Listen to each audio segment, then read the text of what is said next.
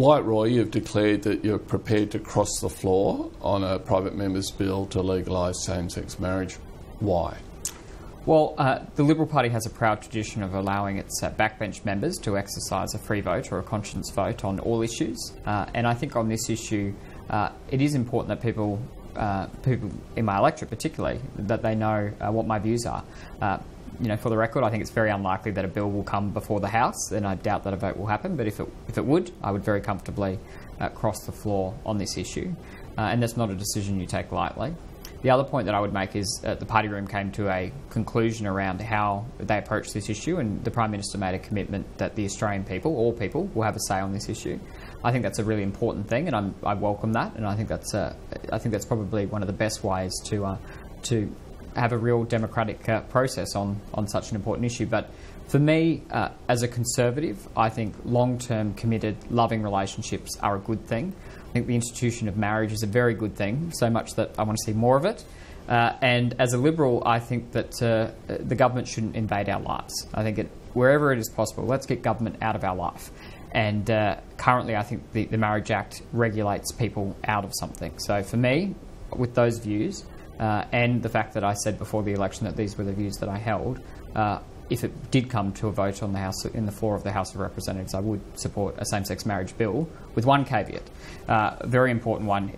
I think that religious institutions should have strong protections so that they don't have to marry people against their will. And that is kind of what happens already. I mean, if I wanted to go to a Catholic church and get married, I don't think they would do that.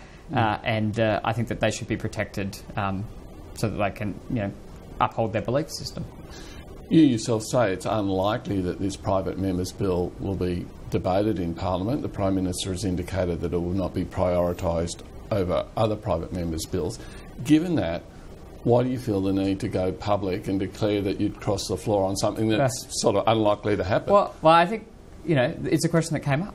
And people want to know, what their members of Parliament will do. So I think that it's reasonable when people put the question to you to actually answer it. I mean, I could have given a politician's answer. I could have given some sort of out or not answered it, or given some polywaffle stuff. But I think people have a right to know. And I accept actually that this does come at a political cost.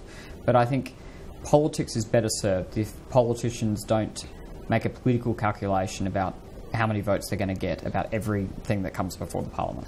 There may be a political cost for you because, as you say, your constituency is relatively conservative. There may be a political cost for the government, though, because it can be interpreted, declarations like yours, as a sort of a statement of dissent in the way the government's handling this. I actually completely disagree with that. I think it is a statement of the strength of the values and philosophy of the Liberal Party. The Liberal Party has a very proud tradition of allowing its members, particularly its backbench members, to exercise a free vote. If I was in the Labor Party and I crossed the floor, my understanding is I'd lose my endorsement as a Labor member. And I think that that is not a good thing for politics. If you don't agree with the majority view in your party, you lose your endorsement from that party. And Robert Menzies, who founded our party, when he dealt in the 1950s with effectively a divorce bill in the Parliament, he said that these issues, particularly relating to marriage, come close to the conscience of members, and why a bill like that would be considered a government bill, it shouldn't be considered a party bill. And if those are the words of Robert Menzies, and they still are very true today, I think it is a great statement that the Liberal Party allows its members to consult their own conscience and exercise those rights. That may be true, but that's also not the case.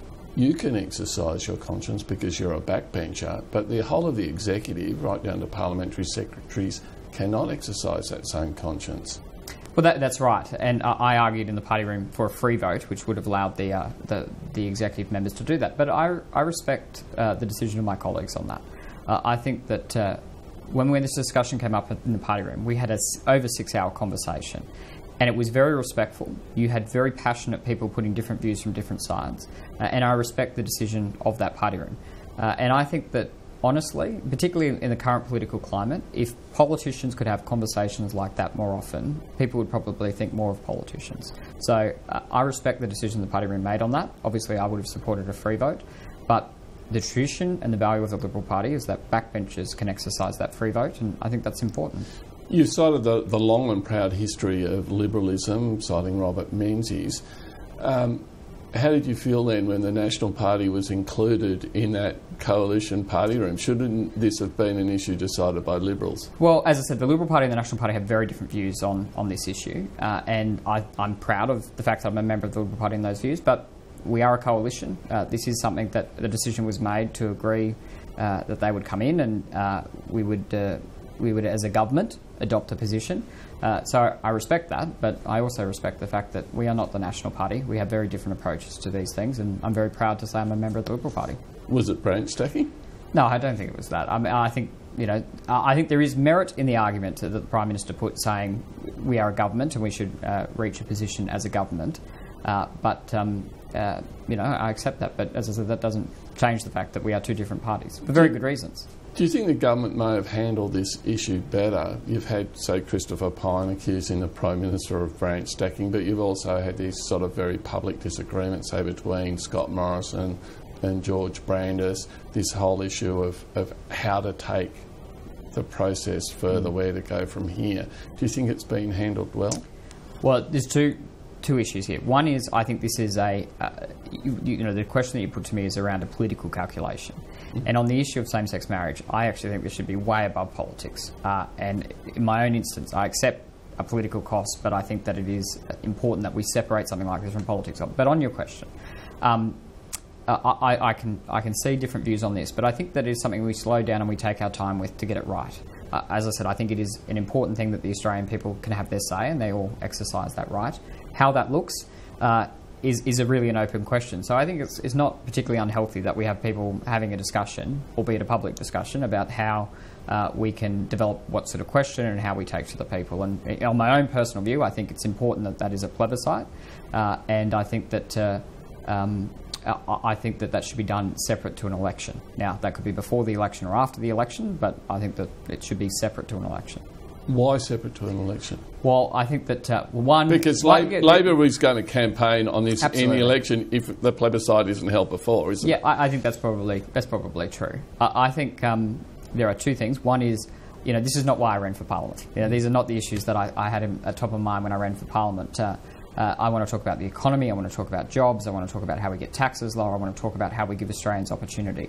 And I think if we do this in an election campaign, it will muddy the waters and make that a very difficult thing to do, to talk about the good things that the government and the Liberal Party are doing. So for that reason, I think it should be separated. And also, again, if it is put in the heat of an election campaign, you are right, the Labor Party will probably campaign on it and it will become a partisan political issue.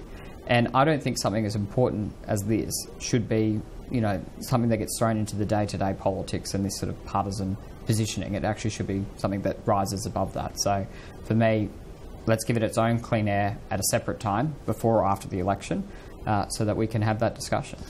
And yet clearly there are those in the government who are pushing for a referendum, and it is politics at play here, I would suggest. They're seeing that as the best way, the Conservatives in the party, in the government, as the best way to prevent marriage equality proceeding. Politics are really front and centre in this, aren't they? Well, there is a bit of a position in that question, but what I would say is, for me, marriage is currently defined in an Act of Parliament. Right? It's defined in the Marriage Act, which is what John Howard changed in 2004. So we need to change that Act, in my view, but people have a view that that Act shouldn't change. Either side of that debate, the reality is that it has to be done by the Parliament. So a plebiscite is the most reasonable way to say, the Australian people will have their say, and the major party leaders could say within 100 days of that decision, legislation would be introduced. Changing the Constitution is a whole another issue. In my mind, I don't quite understand the logic of that. So George Brandis is right there, not as a matter of politics, but as a matter of law, that a referendum doesn't make sense. Yeah, and George Brandis is the Attorney General and I think a constitutional lawyer, so I'm pretty sure he's a pretty good authority on this. I'm not the best authority on this, but what I would say is it is defined through a piece of legislation, a law in the Parliament, not through the Constitution. Just finally, Wyatt, as you say, with your electorate, there's probably many of your constituents who don't agree with you. What's the reaction been? Well, I think people respect you for at least giving them an answer, and I think while they would sometimes disagree with you, I think they appreciate, just being honest. More politicians should do that.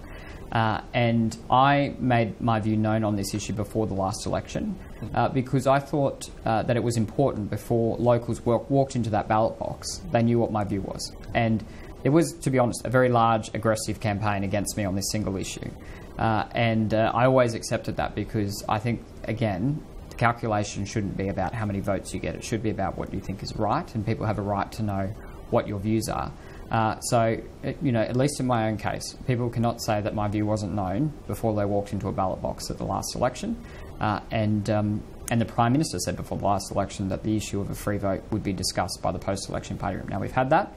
That discussion is finished, but as a Liberal member, as I said, we have a proud tradition of backbench members having free votes. Okay, Wyatt Roy, thanks for your time. Thanks so much. Cheers.